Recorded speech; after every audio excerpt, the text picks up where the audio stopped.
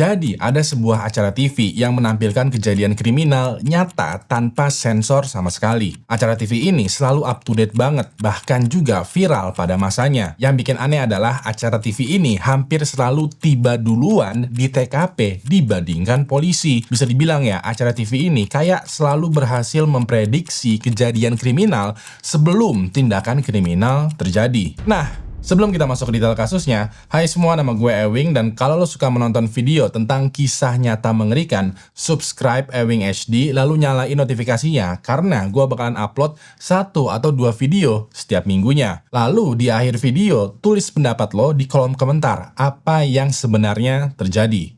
Kalau udah siap, langsung aja kita mulai kisah nyata mengerikan untuk episode kali ini. Pada tahun 1989, ada sebuah kota bernama Manaus yang letaknya di tengah hutan dan sungai Amazon, negara Brazil. Kota Manaus terbilang agak sedikit terisolasi karena untuk mencapai kota ini, lo mesti menjelajahi hutan Amazon melalui jalur darat, menggunakan kapal melalui jalur sungai, atau menggunakan pesawat kecil melalui jalur udara. Seperti yang lo lihat, ada banyak jalan raya, gedung yang tinggi, pusat perdagangan, bahkan juga fasilitas umum yang cukup lengkap. Walaupun begitu, meskipun berada di tengah hutan ya, kota Manaus terbilang cukup modern.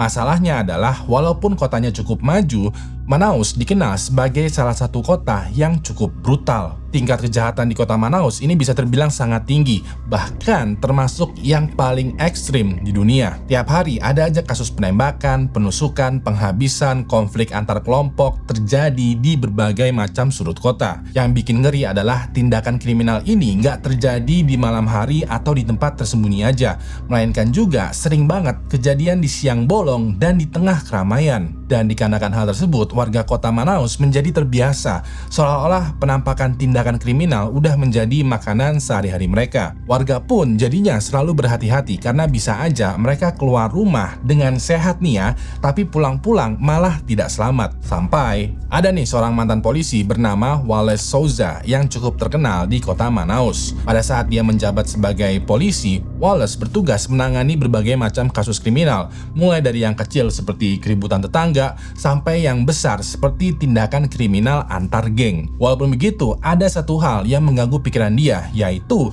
dari banyak kasus yang dia usut, sedikit banget kasus yang selesai secara tuntas. Bahkan ya, banyak banget kasus yang dia usut itu selalu mandek karena pelakunya tidak bisa ditangkap, buktinya tidak cukup kuat, atau juga kasusnya menghilang tanpa ada kejelasan. Dikarenakan hal tersebut, Wallace merasa kalau semua yang dia lakukan itu nggak benar-benar membawa perubahan. Setiap hari dia menangani kasus nih ya, setiap hari juga kasusnya itu digagalkan dengan cara yang gaib. Wallace juga memiliki beban moral karena pas dia berhadapan dengan keluarga dari korban kejahatan, hatinya itu merasa teriris ketika keluarga korban tidak mendapatkan keadilan. Bisa dibilang Wallace menjadi capek hati dan pikiran juga karena setiap kali dia menangkap kriminal, somehow pelakunya malah dibebaskan. Gak cuman itu aja. Di sisi lain, Wallace juga memperhatikan bagaimana media TV menyampaikan berita kriminal ke publik. Banyak banget acara atau media di TV yang menyampaikan beritanya itu setengah-setengah, kayak sengaja banget ada yang ditutup-tutupin. Padahal ya, Wallace tahu sendiri kalau kondisi di jalanan di kota Manaus itu jauh lebih brutal dibandingkan yang diperlihatkan di TV. Nah, dikarenakan hal tersebut, Wallace menjadi stres dan memutuskan untuk resign sebagai polisi. Setelah keluar dari kepolisian, Wallace sempat tuh berada di fase bingung, kayak mau dibawa kemana nih kehidupannya. Di satu sisi, dia masih pengen memberantas kejahatan, tapi di satu sisi lain, dia nggak suka dengan sistem dan media yang ada. Pas lagi bingung begini, kepikiranlah sebuah ide yang sekiranya bisa menekan tingkat kejahatan, memberikan keadilan kepada korban, dan juga memberitakan apa yang sebenarnya terjadi. Wallace waktu itu bertekad untuk membuat acara TV yang membahas tentang kriminal dan juga menceritakan betapa bahayanya jalanan di kota Manaus tanpa ada sensor. Pas ini, Wallace kumpulin tuh beberapa orang yang paham dengan dunia media pertelevisian. Wallace pitching ID-nya tentang acaranya dia nanti yang bakalan menyorot kejadian kriminal, korbannya, keluarga korbannya, kondisi TKP, kondisi jalanan, pokoknya tetek bengek secara detail tanpa ada sensor sedikit pun. Orang-orang TV yang mendengar idenya Wallace berpendapat, wah, acara bapak terlalu ekstrim, ini sih nggak bakalan lolos tayangan. Pas ini, Wallace justru membantah dengan bilang, Justru itulah yang membuat acara saya beda. Warga harus tahu betapa kejamnya jalanan agar mereka menjadi waspada. Ya udah deh, setelah lobby-lobby banyak orang TV ya, acaranya Wallace mulai digarap. Waktu itu acara TV-nya Wallace bernama Canal Livre, yang artinya open channel atau free channel, yang mungkin kalau di bahasa Indonesia kan adalah channel bebas. Dan sesuai namanya, dalam acara Canal Livre, Wallace bakalan membacakan berita kriminal secara bebas, tanpa sensor, dan juga benar-benar mentah apa adanya. Bahkan ya, saking bebasnya, tim kameramen Canal Livre itu bakalan menyorot korban yang lagi berdarah, jenazah yang tergeletak di TKP, tangisan dari korban, polisi yang menjaga TKP, dan lain sebagainya, tanpa ada cut, blur, filter, atau bahkan sensor sedikit pun. Ibarat kata, kalau dalam dunia editing ya, editing video nih, apa yang ditunjukkan di acara Canal Livre itu bener-bener pure asli dan mentah banget. Nah, buat sebagian orang, tayangan Canal Livre itu bener-bener disturbing atau sulit banget untuk ditonton. Tapi buat kebanyakan orang, tayangan Canal Livre malah menarik banyak perhatian penonton karena acara ini menayangkan sesuatu yang selama ini tidak pernah mereka lihat di TV. Dan seiring berjalannya waktu, acara Canal Livre durasinya semakin panjang dan juga menampilkan segmen lain. Jadi, selain segmen tentang kriminal, Canal Livre juga menayangkan segmen tentang cerita warga yang berusaha menjalani hidup di tengah kota yang penuh dengan aktivitas kriminal. Ada juga segmen seperti wawancara artis, penggalangan dana, boneka-bonekaan, dan lain sebagainya. Tapi tetap aja segmen yang paling favorit nih ya adalah ketika tim liputan Channel Livre turun ke TKP untuk membawakan berita kriminal. Dan semakin acara Canal Livre berlangsung, popularitasnya terus meningkat. Wallace sekarang punya tim yang besar dan juga dikenal sebagai sosok yang pemberani karena nekat menunjukkan sisi paling gelap dari kota Manaus. Banyak orang mulai melihat dia sebagai seseorang yang mewakili suara masyarakat yang selama ini nggak didengar pemerintah. Pada awal tahun 2000-an, nama Wallace Souza udah bukan sekedar pembawa acara biasa di kota Manaus. Lewat program Canal Livre, dia pelan-pelan berubah menjadi sosok yang dikenal banget sama masyarakat. Hampir setiap hari, wajahnya Wallace itu muncul di televisi, entah di acara TV-nya sendiri atau bahkan menjadi bintang tamu di acara TV lain. Dan seiring berjalan waktu juga, popularitasnya Wallace semakin naik juga. Pada tahap ini ya, banyak warga yang mulai melihat Wallace sebagai sosok yang peduli dan berani menyuarakan kondisi kota mereka. Dia sering banget ngomong keras di depan kamera sambil mengkritik pemerintah dan aparat yang dianggap tidak becus. Dan dari sini juga muncul pandangan kalau Wallace itu adalah semacam tokoh perubahan. Di momen inilah Wallace memutuskan untuk masuk ke dunia politik. Hasilnya, dikarenakan Wallace mempunyai image yang baik, tegas, dan menginginkan perubahan, dia berhasil tuh terpilih sebagai salah satu pejabat di kota Manaus. Sekarang warga kota Manaus seperti mempunyai harapan atau langkah nyata untuk mengubah kotanya. Dan dikarenakan Wallace sekarang punya jabatan, acara Canal Livre terus berkembang menjadi semakin besar. Wallace sekarang punya tim yang solid, liputannya makin cepat, dan jangkauannya cukup luas yang mencakup berbagai macam daerah. Tapi semakin lama acara ini berjalan, ada satu hal yang kecil yang mulai dinotis sama sebagian penonton. Awalnya itu nggak terlalu kelihatan, tapi kalau diperhatikan baik-baik, polanya itu berulang terus. Jadi satu hal yang dinotis sama sebagian penonton adalah tim Canal Livre hampir selalu aja tiba di TKP paling pertama. Bahkan ya seringkali mereka udah ada di TKP sebelum polisi tiba. Saking cepatnya tim Canal Livre, mereka udah mulai liputan ketika korban masih di lantai mengerang kesakitan dan suasananya masih kacau. Beberapa orang mulai bertanya tuh ke Wallace kayak, kenapa tim kalian bisa datang ke TKP lebih cepat daripada polisi? Wallace waktu itu menjawab dengan penuh keyakinan. Dia bilang, karena warga lebih memilih menelpon saya dibandingkan menelpon polisi. At first, jawaban ini terdengar masuk akal dan dimaklumi secara kepolisian mereka rada-rada bobrok. Jadinya mereka warga nih ya lebih percaya untuk menghubungi Wallace ketika ada aksi kejahatan. Tapi ada satu hal lagi yang dinotis sama sebagian penonton yang udah kelewat batas aneh, bahkan terbilang ajaib banget. Jadi, ada satu tim dari Canal Livre yang memulai acara dengan jalan masuk ke dalam area hutan yang cukup lebat. Pas lagi jalan begini, mereka melihat ada satu pria lagi berdiri dan menatap ke arah tanah seolah-olah lagi memperhatikan sesuatu. Dan pas tim Canal Livre mendekat, mereka melihat kalau satu pria ini ternyata lagi fokus melihat ke benda yang mirip kayak kayu yang hangus terbakar, benar-benar hitam dan masih mengeluarkan asap-asap tipis. Anehnya, ketika tim Canal Livre melakukan liputan nih ya, reporternya tuh bilang dengan penuh keyakinan kalau kayu yang lagi terbakar ini sebenarnya adalah jenazah manusia. Reporternya ini lalu cerita kalau jenazah manusia ini bernama Fulan, dia adalah seorang pria berumur sekian, ciri-ciri wajahnya seperti ini itu, dan dia meninggal karena disiram bensin lalu dibakar hidup-hidup sampai gosong. Nah, cuplikan berita kriminal tadi terbilang sangat aneh karena dari mana reporter atau tim Canal Livre tahu kalau kayu bakar yang gosong sampai hitam ini ternyata adalah jenazah manusia. Dari mana pula mereka tahu kalau identitas dari jenazahnya ini adalah Fulan? Kan proses investigasinya aja belum dimulai. Terus bagaimana juga mereka bisa tahu kalau Fulan meninggal karena disiram bensin lalu dibakar hidup-hidup? Polisi aja belum datang. Kok mereka bisa menyimpulkan kematiannya Fulan? Bisa dibilang bagaimana reporter bisa tahu tentang detail sebuah kriminal yang padahal investigasinya aja tuh belum dimulai. Dari sini yang curiga bukan lagi beberapa penonton, tapi juga pihak kepolisian. Waktu itu polisi mempunyai logika, yaitu satu-satunya orang yang bisa tahu secara detail tentang korban adalah pelakunya. Muncul deh sebuah hipotesa yang bilang kalau tim Canal Livre bisa cepat sampai ke TKP karena mereka juga lah pelakunya. Hipotesa ini terbilang masuk akal secara tim Canal Livre udah sering tiba duluan sebelum polisi. Bahkan kayak kejahatan yang masih fresh banget, yang baru kejadian beberapa menit yang lalu, tim Canal Livre tiba-tiba aja udah muncul lalu meliput beritanya. Besar dugaan sebelum tindakan kriminal terjadi, tim Canal Livre itu udah tahu bakalan kejadian, udah standby, dan begitu beneran kejadian, mereka langsung meliputnya. Tapi Wallace selaku ketua dari tim Canal Livre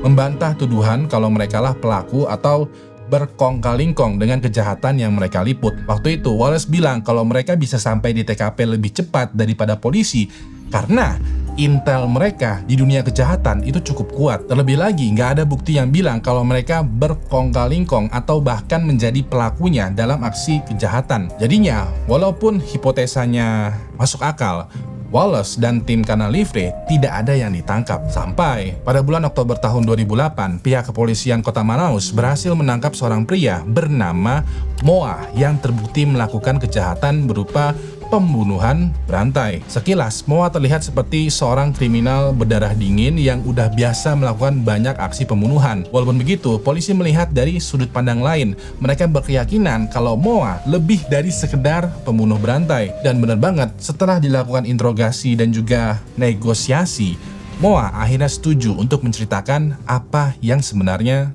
terjadi. Jadi, pada saat Moa ditangkap, polisi sempat melakukan interogasi dan memperhatikan gerak-geriknya. Biasanya, kalau ada pembunuh berantai ditangkap sama kepolisian, mereka bakalan menunjukkan ekspresi khawatir, takut, cemas, dan lain sebagainya. Karena proses selanjutnya adalah pengadilan. Dan biasanya, pengadilan bakalan menjatuhkan hukuman penjara seumur hidup ataupun hukuman mati kepada pelaku. Pas ini, Moa malah terlihat santai, seakan-akan dia yakin kalau dia bakalan bebas dari kejahatannya. Yaudah deh, dalam proses interogasi, polisi bertanya, "Kita percaya kalau kamu melakukan tindakan kriminal karena perintah atasan kamu. Sekarang, sebutkan nama dari bos kamu." Pas ini, Moa dengan simpelnya menjawab, "Teing." Moa bersikeras kalau dia bekerja sendirian. Dia tidak punya bos atau atasan yang menyuruh dia untuk melakukan aksi kriminal. Walaupun begitu, tim forensik menemukan data kalau Moa sering mendapatkan uang bayaran dari rekening lain sebelum dia melakukan tindakan kriminal. Polisi gali terus tuh. Mereka terus-terusan menginterogasi Moa untuk spill nama bosnya. Sampai akhirnya, Moa yang gak tahan karena ditekan pada saat diinterogasi mulai mengakui beberapa hal yang selama ini dia simpan sendiri. Dia mengakui kalau dia emang terlibat dalam sejumlah kasus pembunuhan yang terjadi di kota Manaus. Tapi dia cuma sekedar eksekutornya.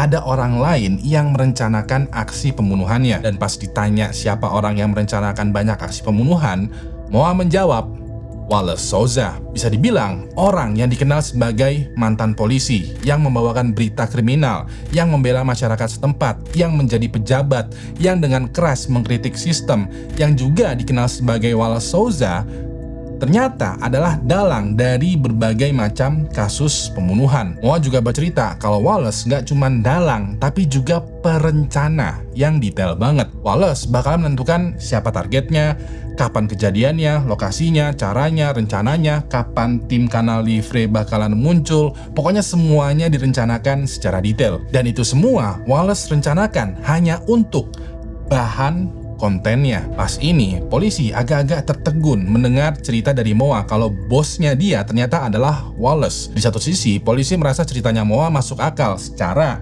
tim Kanal Livre somehow bisa ada di TKP sebelum kejadian kriminal terjadi. Yang artinya, tim Kanal Livre itu kayak mendapatkan info dari pelaku langsung, yaitu Moa atau Wallace. Tapi di satu sisi lain juga, polisi agak ragu dengan ceritanya Moa karena Wallace kan punya reputasi yang dipandang baik sama warga.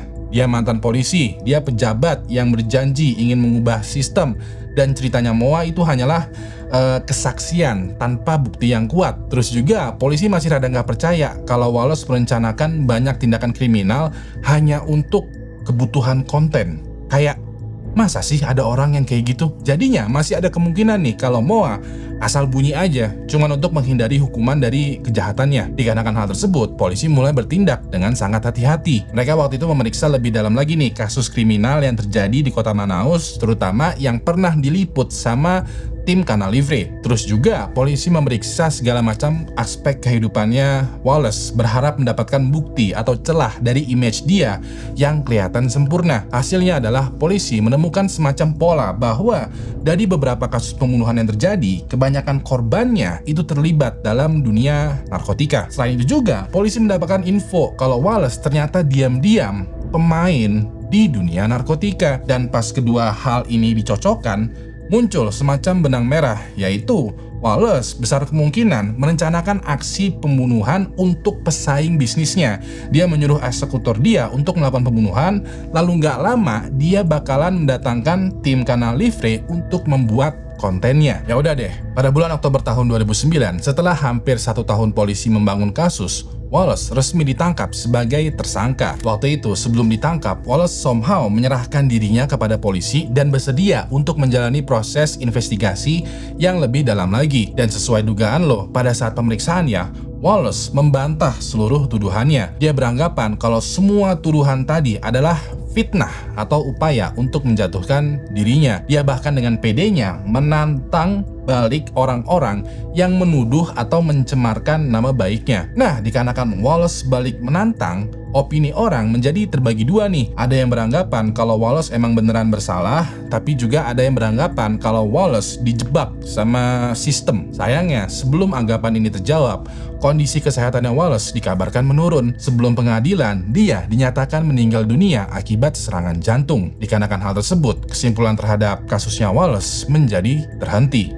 Sampai pada tanggal 1 Januari tahun 2017, ada sebuah kerusuhan besar terjadi di dalam penjara tempat Moa ditahan. Pada hari tersebut diketahui ada sekelompok narapidana menyerbu sel penjara dan mulai mencari beberapa target tertentu. Dan salah satu target utama mereka adalah Moa. Waktu itu, sekelompok narapidana ini menangkap Moa yang dianggap sebagai pengkhianat yang udah membuka terlalu banyak rahasia. Mereka langsung memojokkan Moa di dalam selnya, lalu membakar kasur yang ada di sel tahanannya. Singkat cerita, apinya mulai membesar, asap memenuhi ruangan, dan Moa tidak punya jalan untuk keluar. Pada akhirnya, Moa ditemukan dalam kondisi sudah meninggal dunia dengan cara hampir sama seperti beberapa korban sebelumnya, yaitu dibakar hidup-hidup. Bisa dibilang ya, sampai sekarang statusnya Wallace itu masih menjadi ambigu nih. Beberapa orang menganggap kalau dia merancang kejahatannya untuk kontennya sendiri, tapi juga ada yang bilang kalau dia adalah tumbal karena dia berusaha melawan sistem. Tulis di kolom komentar pendapat lo, apa yang sebenarnya terjadi. Tayangan Kanal Livre malah menarik banyak perhatian motor Harley.